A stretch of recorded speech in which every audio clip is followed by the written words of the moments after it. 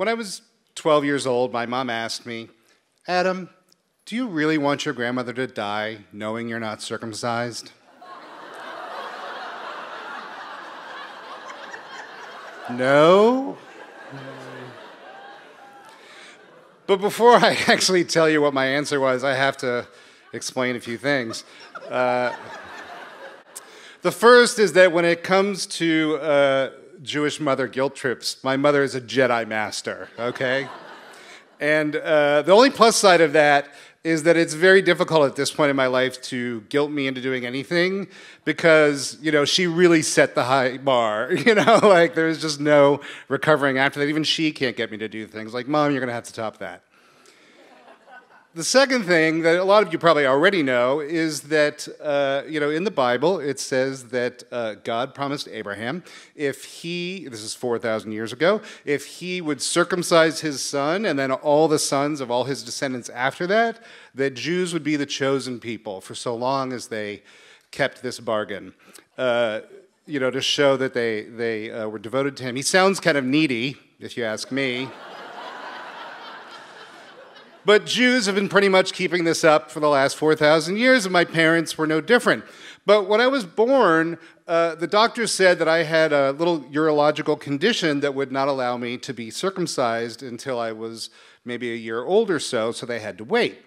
And then a year went by, and they realized that everything was fine, and were ready to proceed with the procedure. And, in a hospital, not like they do at what's called a bris, where they sometimes will do it in a religious situation. This would just be a hospital. And my mom said, you know what? I'm going to wait until Adam's older and let him decide. Thanks, Mom.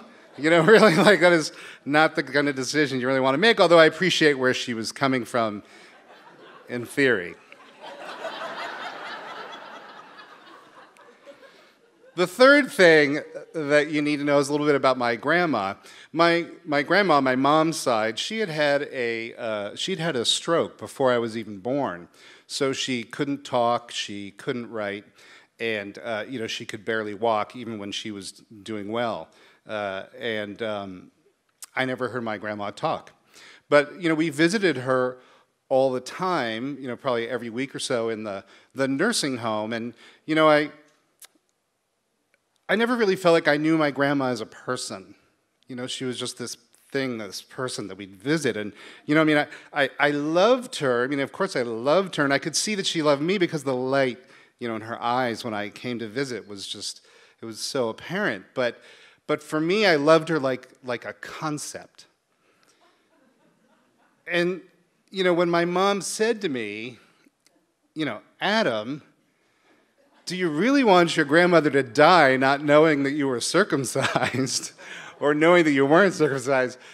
I felt guilty because I knew that I didn't really feel the way about my grandmother the way I was supposed to.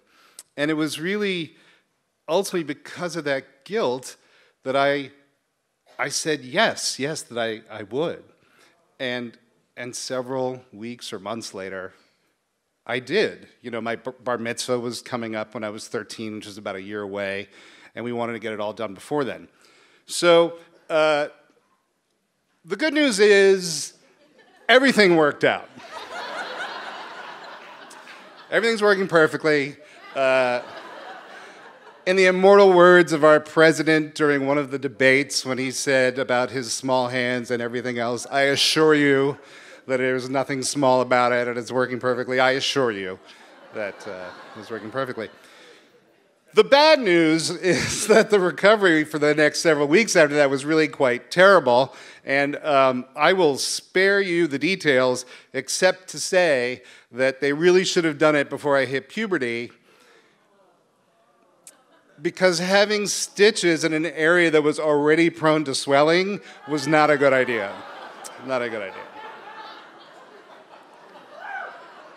Yeah. Thanks again, Mom. Thanks again. But what I learned out of this, is that,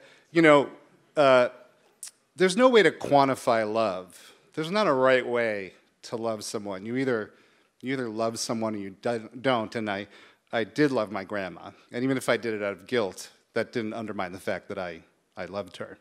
And then, of course, I also learned that love literally did hurt. Thank you.